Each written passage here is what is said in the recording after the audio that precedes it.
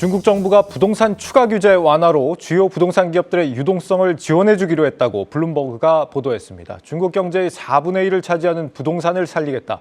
이 사실상의 경기 부양입니다. 이 세계적인 경기 침체 분위기 속에서 등장한 중국의 정책 변화. 우리 수출에는 호재겠지만 물가가 잡힌 속도를 더 늦추게 만들 것이다. 복합적인 영향이 예상되고 있습니다. 그런 와중에 오늘 우리 증시 선전했습니다. 그 배경부터 알아보고 가겠습니다. 문영민 기자 나와 있습니다. 문 기자. 이제야 뜬 증시의 붉은 해, 토끼지 않을까 걱정. 오늘 증시 이렇게 평가하겠습니다. 예. 코스피 지수는 2250선 위에 안착을 했습니다. 어제 좀 장중 2150선까지 밀렸다가 다시 낙폭을 크게 줄이지 않았습니까? 예. 오늘 역시 장 초반 하락하다가 상승 반전에 성공했고요. 상승폭을 키우며 마감했습니다. 개인이 우선 3천억 원 가까이 팔아치웠고요. 외국인이 2,600억 원 사들였고 기관은 5거래일 만에 매수세로 방향을 바꿨습니다. 다만 좀 우려되는 부분은 아무래도 연초에 기관의 대량 매수 이 흐름은 항상 좀 공식처럼 여겨져 왔습니다. 예. 기관이 금융투자업계가 추산하기로는 아직 남아있는 기관의 매도 물량이 한 1조 원 정도 된다 이렇게 추산을 하고 있고요. 예. 따라서 언제든 기관 투자가 이 매도로 방향을 틀 수 있다는 점을 좀 주의를 하셔야겠습니다. 이에 더해서 금리 상승이나 경기 침체 등 증시 불안 요소가 불거진다면 이 기관의 매도 규모는 더 확대될 수도 있습니다. 증권업계는 이번 달은 이 기관 투자자의 매매 추이에 국내 증시가 움직일 것이라고 평가했습니다. 네, 어제도 그렇고 지금 변동성이 상당히 큰 장세입니다. 지금 하락 출발한 이후에 상승 반전한 배경에 대해서 증권가는 어떻게 보고 있습니까? 우선 간밤 새벽에 장을 마감한 뉴욕 증시에서 애플과 테슬라가 좀 주가 급락을 겪었는데요. 네. 이에 따라서 국내 증시가 장 초반 좀 출렁이는 모습을 보였습니다.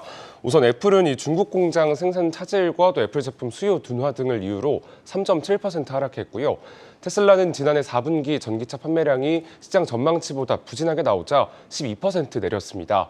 테슬라 영향으로 국내 2차 전지 관련 기업인 삼성 SDI는 오늘 결국 소폭 하락 마감했고요. LG 에너지솔루션은 0.6% 상승하긴 했으나 코스피 지수 상승률과 비교해서는 낮은 수준을 보인 겁니다. 네, 반도체 업종 주가 상승률은 반대로 오늘 높았잖아요. 맞습니다. 이 대형 반도체 기업을 위주로 반도체 업종 주가 상승률이 좀 두드러졌습니다.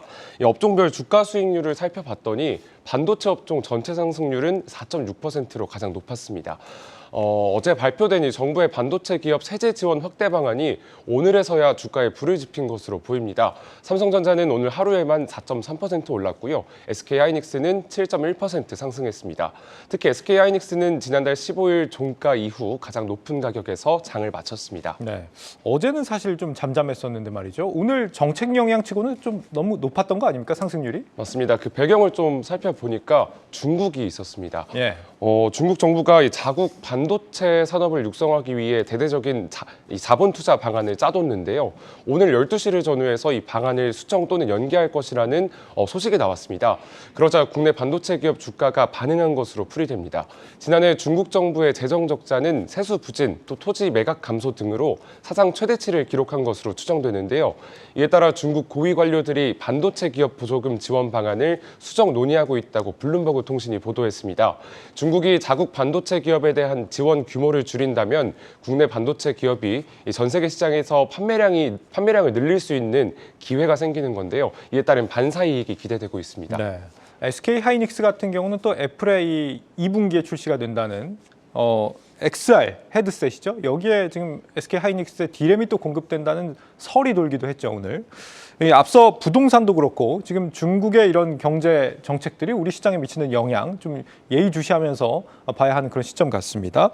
지금 연일 내리기만 했던 반도체 주가가 좀 회복이 된다고 하니까 투자자들이 한시름 놓으셨겠다 싶기도 한데 이런 흐름이 앞으로 좀 계속 이어질까요? 우선 삼성전자를 먼저 말씀드리자면 이 PBR을 살펴봤더니 지금 1.1배 수준입니다. 역사적으로 가장 낮은 수준이고요. 예. 따라서 바닥은 딛고 올라섰다 이렇게 평가는 할 수 있겠지만 이번 조치들로만 주가 상승세를 유지하기에는 다소 어려워 보입니다. 어제도 설명했던 것처럼 이 반도체 기업은 정책의 영향보다는 경기에 더 민감하게 반응합니다. 분류를 하자면 경기 민감주로 꼽히는데요. 경기 수준에 따른 반도체 수요와 가격, 그리고 이로 인한 실적 등이 주가에 더 큰 영향을 줍니다. 우선 반도체 업황을 판단할 수 있는 지표 가운데 하나죠. 이 D램 고정 거래 가격을 보면 상황은 더욱 나빠지고 있습니다. 지난해 1월 3.4달러에서 지난달 2.2달러까지 내렸고요. 이번 1분기에 최대 20% 더 하락할 수 있다는 전망까지 나옵니다. 네, 보수적으로 좀 접근하는 게 좋겠습니다. 이번 주에 실적도 발표가 된다면서요? 맞습니다. 오는 6일 삼성전자는 4분기 실적 발표를 앞두고 있습니다. 이 4분기 영업이익 평균 시장 전망치가 지난해보다 48% 줄어들 것이라는 얘기가 나오는데요. 48% 줄어들면 7조 2천억 원 수준입니다. 제가 살펴보니까 최근 한 달 사이에 이 컨센서스가 가파르게 내려가고 있습니다.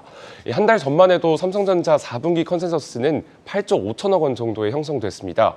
하지만 이 골드만삭스가 5조 8천억 원, 하나증권이 5조 6천억 원, 키움증권은 5조 1천억 원 등을 제시했습니다. 이렇게 증권업계는 계속해서 삼성전자 실적에 대한 눈높이를 내리고 있는 상황입니다. SK하이닉스 역시 한 달 전 4분기 영업 손실 컨센서스는 1,678억 원 수준이었는데요. 시장은 최근 이러한 수치를 7,663억 원까지 늘렸습니다. 결국 부진한 반도체 업황과 또 낮아진 실적 눈높이는 두 기업의 주가 상승폭을 제한할 수밖에 없습니다. 증시 프리즘 문영민 기자였습니다.